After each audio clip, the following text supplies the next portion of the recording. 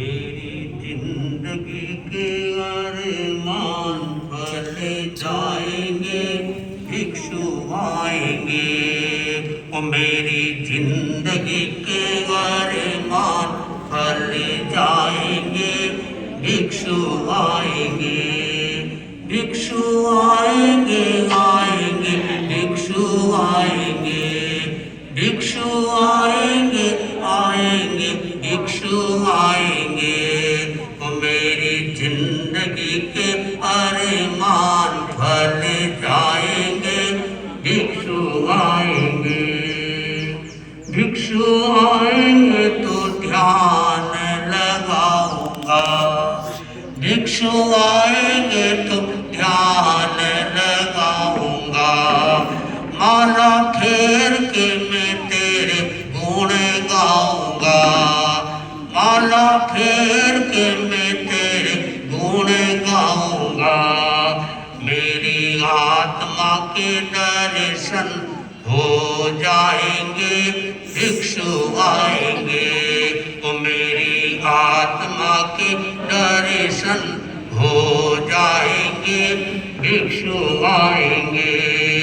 भिक्षु आएंगे आएंगे भिक्षु आएंगे।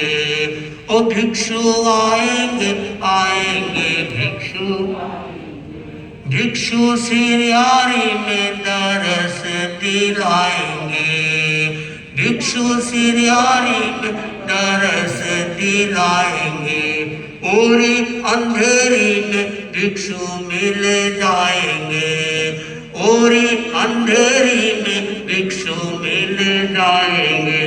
मेरे रोम रोम में भिक्षु रम जाएंगे, भिक्षु आएंगे।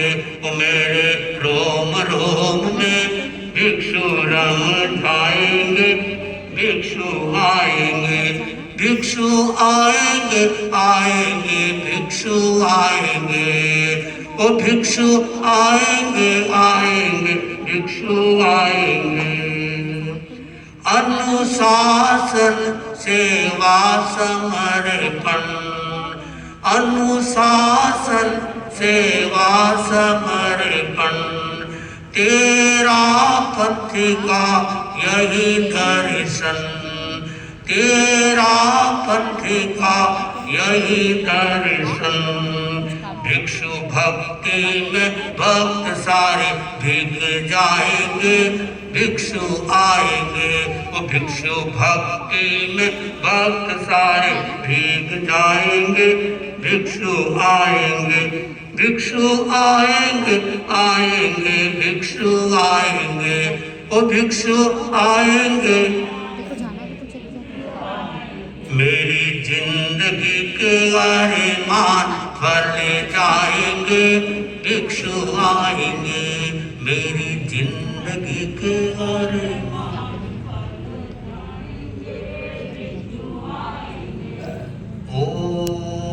ओंकार बिंदु संयुक्तम नित्यं ध्यायन्ति योगिनः। कामदं मोक्षदं चैव ओंकाराय नमो नमः, ओंकाराय नमो नमः। चैत्ता भारहं वासं चक्रवर्ती महित्यो संति संति करे लोए पत्तो गई मणुत्तर। आराध्य के पावन चरणों में वंदन। अद्य विराजे श्रद्धेय मुनि श्री संजय कुमार जी स्वामी, मुनि श्री प्रसन्न कुमार जी स्वामी, मुनि श्री प्रकाश कुमार जी स्वामी, मुनि प्रीत कुमार जी। आज के कार्यक्रम के मुख्य अतिथि समाज भूषण, मेरी दृष्टि से समाज भूषण बहुत बड़े सरल श्रावक कार्यकर्ता, अनेक तरह से उपाधियों से बहुत ऊपर उठे हुए बाबन साहब और धर्म प्रेमी भाइयों बहनों, बाहर से आए समस्त धर्मानुरागी भाइयों बहनों, आज का दिन मर्यादा का बताने का नहीं, जीने का दिन है। मर्यादा पतंग की डोर के समान है।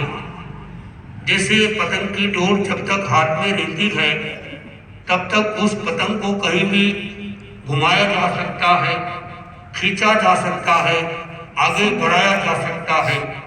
जब पतंग की डोर हाथ से टूट जाती है उस पतंग की क्या हालत होती है हम सब जानते हैं। ठीक वही स्थिति होती है उस व्यक्ति की जिसके हाथ से मर्यादा की डोर छूट जाती है। मर्यादा एक ऐसा तत्व है जिसके बिना देश तो क्या परिवार भी नहीं चलता। महात्मा गांधी जी ने कहा था कि मर्यादा के बिना परिवार भी नहीं चल सकता। मर्यादा यानी सीमा, संयम।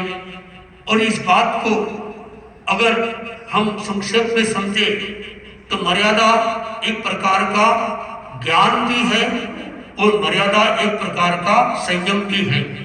जब जीवन में ज्ञान नहीं होता है और संयम नहीं होता है तब क्या स्थिति बनती है।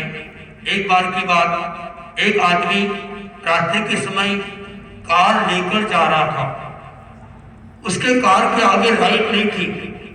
ड्राइवर को कहा पुलिस ने कि तुम कार कैसे चलाते हो, तुम्हारे कार के आगे लाइट नहीं है। उस ड्राइवर ने कहा don't worry about me and leave the way, तुम मेरी चिंता मत करो और जल्दी से एक तरफ हट जाओ। अरे क्यों, इसमें ब्रेक भी नहीं है। मैं आपसे कहूँ बाहर एक कार खड़ी है, एयर कंडीशन कार है, उसमें सब कुछ है, मगर ख्याल रखना, ध्यान रखना उसमें ब्रेक नहीं है। क्या आप बैठना पसंद करोगे? कोई नहीं करेगा। ठीक इसी तरह से उस मनुष्य का जीवन कितना खतरनाक होगा जिसमें स्वयं का ज्ञान रूपी प्रकाश नहीं है और जिसमें संयम रूपी कंट्रोल नहीं है। तो संयम यह और ज्ञान दोनों जरूरी है। इस तरह से यह मर्यादा महोत्सव और यह केलवा जो आज तेरा पंथ की जन्मभूमि, ये ऐसी घटना घटी। किसी व्यक्ति का जन्म होता है पहले और जन्म के बाद में नामकरण किया जाता है, लेकिन तेरा पंथ के साथ में थोड़ा विपरीत हुआ। नामकरण पहले हो गया, जोधपुर में नामकरण हो गया और यह यहाँ पर इसका जन्म हुआ, तेरा पंथ का जन्म हुआ। क्या आचार्य भिक्षु, क्या ऐसे महान पुरुष थे, कितने बड़े ज्ञाता रहे होंगे, बड़े वैज्ञानिक रहे होंगे, ज्योतिष के जानकार रहे होंगे। 7:25 पर सूर्यास्त के बाद पहले उन्होंने भाव दीक्षा ली, फिर प्रतिक्रमण किया। यह अंधेरी होरी का स्थान, और यह थोड़े दिन पहले हम मनीश्री प्रकाश कुमार जी के साथ में, मनीषी पसंद के साथ में अंधेरी होरी में गए और वहां पर भारत स्वामी का जो दिन आया था, निर्वाण दिन, वो हमने मनाया। और वहां के लोग बता रहे थे कि ये पहला मौका है केरला के अंदर कि भारत स्वामी का उसी स्थान पर निर्वाण दिवस मनाया गया। ये हमारे लिए एक सौभाग्य की बात है। तो आज बहुत सारी जगह से लोग आए हैं, तो मर्यादा में मैं भी अपनी बोलने की मर्यादा रखूं। आप सभी से यही गुजारिश है कि जो हम जीवन में जो आप जानते हैं, यदि वो जीवन में उतार ले तो समझो कि बस ज्यादा बोलने की जरूरत नहीं है। हम सब जानते हैं कि झूठ नहीं बोलना चाहिए, लेकिन झूठ बोलते ही नहीं बोलते। बोलो, बोलते नहीं बोलते, झूठ तो बोल दिया ना, झूठ शब्द तो बोल दिया। और ये तो जानते हैं कि बेईमानी नहीं करना चाहिए, क्योंकि कई लोग बेईमानी करते हैं। ये जानते हैं किसी का दिल नहीं दुखाना चाहिए, लेकिन किसी का दिल दुखा देते हैं। तो जो बात है, तो ये सारी बात कहने की नहीं है, जीवन में उतारने की है। मेरा सौभाग्य है, मुझे इसी स्थान पर 3 साल पहले मनीषी के सानिध्य में हमें यह मर्यादा महोत्सव मनाने का मौका मिला था। ललित और कई लोग कह रहे थे कि ऊपर रखे प्रोग्राम, नीचे हवा आएगी, लेकिन प्रकाश कुमार स्वामी जो मुहूर्त के जानकार है, मतलब वो धूप भी आने लग गई। हवा तो दूर की बात है, धूप भी आने लग गई। ये प्रभाव होता है, संतों की वाणी का भी प्रभाव होता है। और मुहूर्त का भी अपना प्रभाव होता है।